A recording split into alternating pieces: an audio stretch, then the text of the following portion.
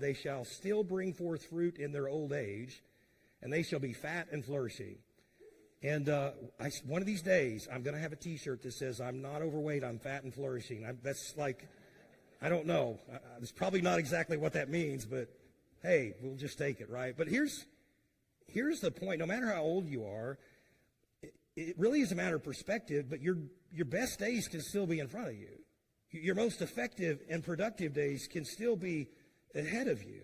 In Psalm 78, where we're going to be tonight, just the first 8 verses, the psalmist tells us how this can be the case. And by the way, if you're not considering yourself old right now, I want you to, as we walk through this, and I'll try to be diligent to point this out, I want you to understand the importance of people who are older than you and how much value they can bring to your life, and exactly this, that God designed it that way.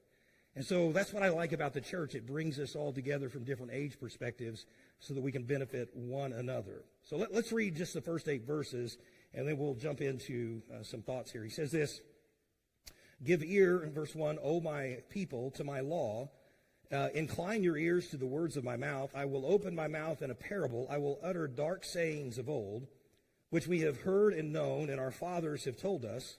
We will not hide them from their children, showing to the generation to come the praises of the Lord and his strength and his wonderful works that he hath done.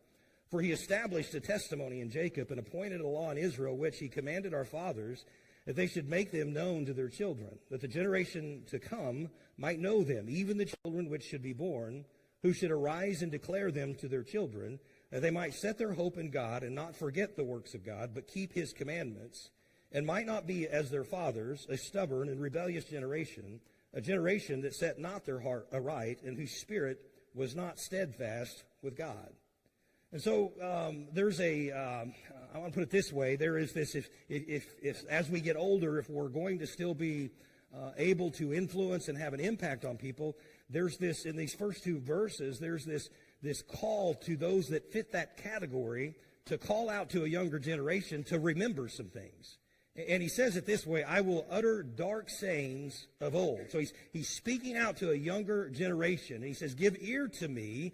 Listen to what I have to say. I'm going to utter some dark sayings of old." Well, that's a kind of an interesting way to put this, but dark sayings of old means this. It's really just this. It's a proverb or a riddle. It's things that require wisdom to comprehend. In other words, it's somebody who has some years on them that can apply some historical lessons from the past in a way that will help a younger generation learn from, even at times, the mistakes of the older generation.